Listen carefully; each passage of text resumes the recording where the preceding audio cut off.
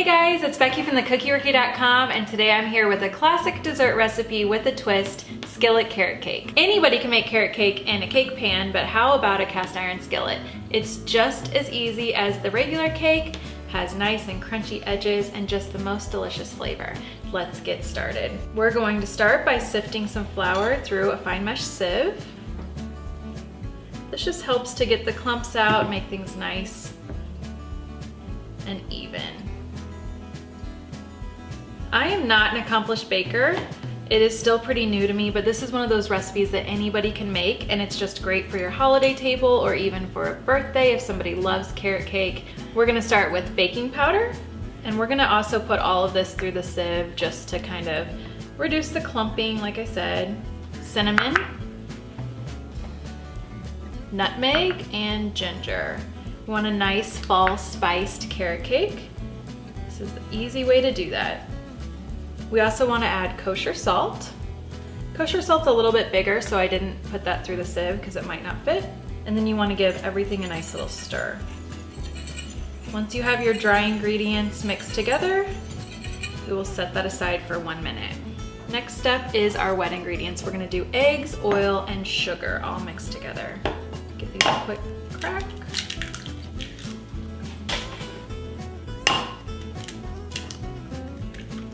Do the eggs and the sugar first and then incorporate the oil.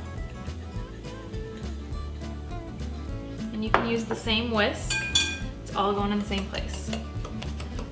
Crack those eggs and just whisk together.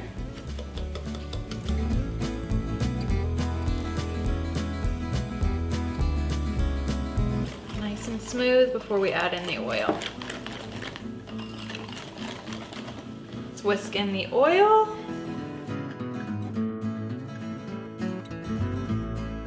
I just think this is such a fall classic. Every holiday table needs a carrot cake with cream cheese frosting.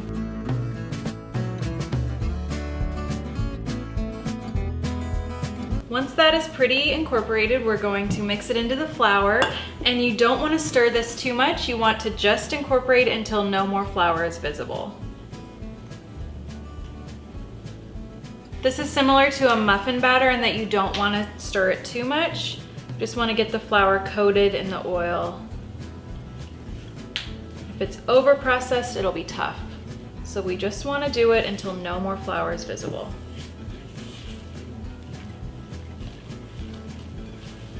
Okay, almost there. Next we add the good stuff, shredded carrots, pineapple, coconut, and sugared pecans. The pineapple we're keeping in the water, or the juice, whichever you prefer. We've used unsweetened coconut, but you can use sweetened if that's what you prefer. Honey roasted pecans that you can make yourself or you can also buy. We've suggested a brand that we really like within the recipe card. And then shredded carrots. This is really important that you get as much moisture out of the carrots as possible. You shred your carrots and then you want to roll them in paper towels or just a towel that you don't mind maybe getting dyed orange, and push through all the moisture possible. You want to get all the moisture out so that it doesn't affect the cake. Then put that in our batter and just fold everything together. Again, being careful not to over process the batter.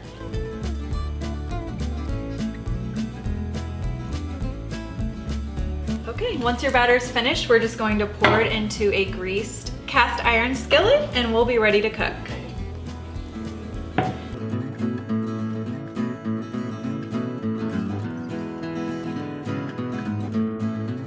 Just kind of smooth the batter out and we're ready to cook. For the sake of time, I already have a carrot cake cooked and cooled so that we can ice it on camera. This is one of my very favorite cakes, but the most important part is the perfect cream cheese icing. We've written the recipe in the recipe card on the blog, but the secret ingredient is sour cream. It keeps things a little bit less sweet and the best consistency, and once you try it, you'll never go back.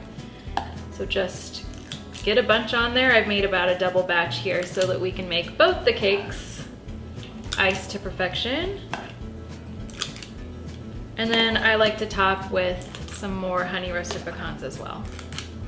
My opinion, the more icing the better, but whatever you decide.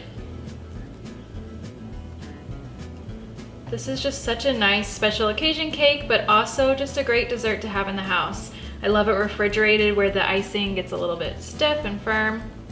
So delicious. Beautiful, tasty, and ready to eat. Hop over to cookiericky.com for the full details.